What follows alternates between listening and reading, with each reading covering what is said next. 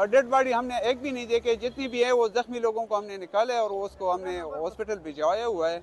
बाकी dead body जितनी भी है तो वो मस्जिद के अंदर है, मलबे तले हैं।